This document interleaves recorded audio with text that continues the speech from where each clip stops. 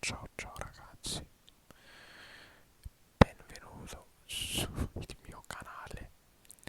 Questo è il mio primo video.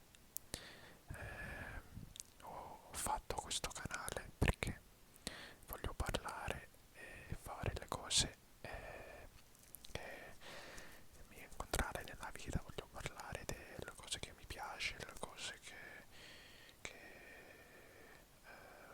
voglio fare sulla vita. Allora, io sono un studente all'università in Toronto, Canada. Sono qualcuno italo-canadese. La mia famiglia viene dall'Italia e io sono nato qui in Canada, in Toronto, Canada. Allora, ho voluto di fare un tipo di ASMR video Rumble soft spoken in italiano e inglese, perché il mio italiano è a un livello basso, ma proviamo. Questo è un problema che sono incontrato nell'università, su un corso di mattematiche, diciamo. Allora, questo è il diagram. Allora, questo è una strada.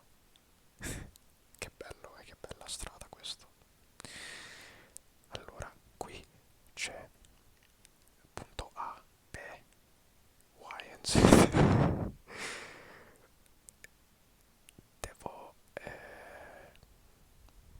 devo vedere X1, X2, X3, X4 e X5, come potete vedere qui. Allora facciamo A, B e C e te lo faccio vedere in soluzione. Allora, vediamo. Spero che questo video poi posso rilassarti. Se vuoi lascia un like. Questo canale come un tipo di blog, voglio fare i video per le cose che mi piace. Allora, vediamo il soluzione di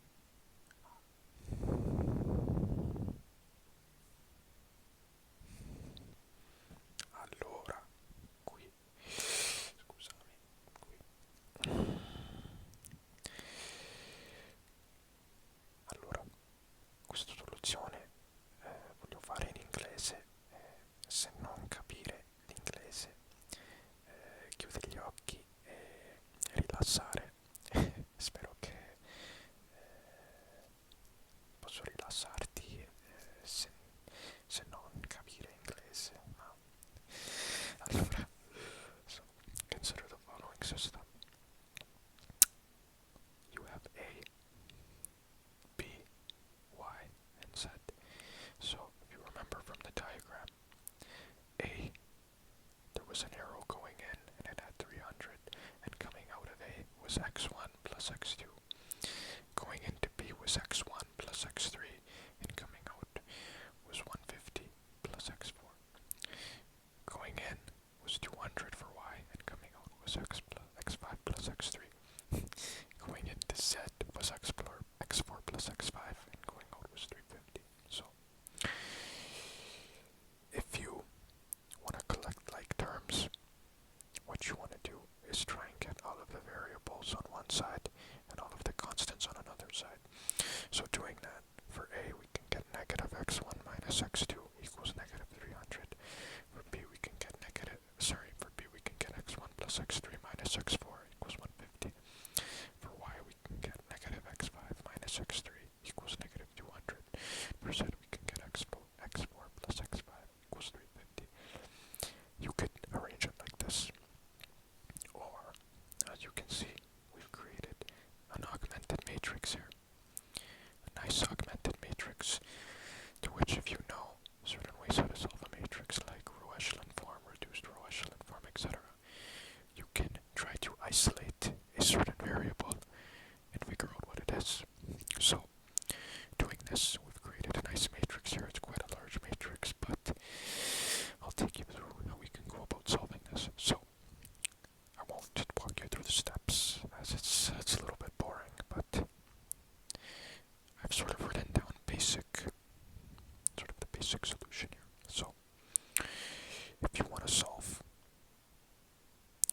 inverse the sign in row 1.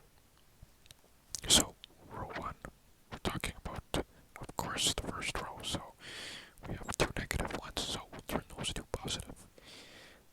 That can get us our pivot column. First pivot column. Pivot column, pivot column, pivot column. And next, the next thing we can do is we can eliminate column 1. So, what that means is it's completely get rid of it and inverse the second row. So, eliminate column 1, inverse the second row. The next thing we can do is eliminate the second column, eliminate the second column, inverse the third row. Sorry if you hear a little bit of noise. La fornacia, scusate. Allora, next, you can eliminate the third column, eliminate the fourth row. This, as you can see, creates an open variable. We get an open variable to which you recall x to the power of 5 can become a parameter. So we let the x to the power of 5 be the parameter r. Doesn't matter what you call it, but this can allow us to yield solutions. So x1 equals 300, x2 equals 0, x3 equals 200 minus r, x4 equals 350 minus r, x5 equals r. So these are the solution sets to these solutions allow the original diagram that we looked at to be true. Okay, so moving on to the next question. Sorry, I'm just gonna pan you back here. Allora, il prossimo problema.